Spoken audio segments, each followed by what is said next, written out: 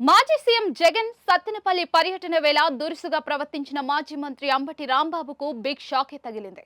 ఆయనపై సత్తెనపల్లిలో పోలీసులు కేసు నమోదు చేశారు. వివరాల్లోకి వెళితే జగన్మోహన్ రెడ్డి సత్తెనపల్లి పర్యటన నేపథ్యంలో ముందు జాగ్రత్తగా పల్నాడు జిల్లా సరిహద్దుల్లో పోలీసులు భారీగా ఆంక్షలు విధించారు.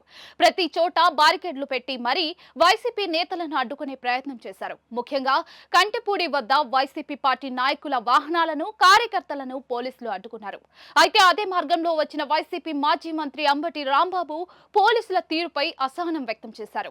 తన వాహనంలో నుంచి దిగి బారికేడ్లను తొలగించాలని పోలీసులతో గొడవ పెట్టుకున్నారు. పోలీసులు వినకపోవడంతో కార్యకర్తలతో కలిసి వాటిని నెట్టేశారు. దీంతో అంబటి రాంబాబు వర్గీయులు వైసీపీ నేతల తీరుతో ఒక్కసారిగా అక్కడ ఉద్రిక్త వాతావరణం నెలకొంది.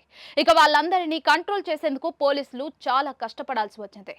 ఈ ఘటనకు సంబంధించిన వీడియోలు సోషల్ మీడియాలో వైరల్ గా మారాయి. దీంతో డ్యూటీలో ఉన్న పోలీసులపై దురుసుగా ప్రవర్తించడంతో పాటు పోలీసుల విధులకు ఆటంకం కలిగించినందుకు 188, 332, 353, 427 సెక్షన్ల కింద అంబటి రాంబాబుపై కేసు నమోదు చేసినట్లుగా సత్తెనపల్లి పోలీసులు తెలిపారు.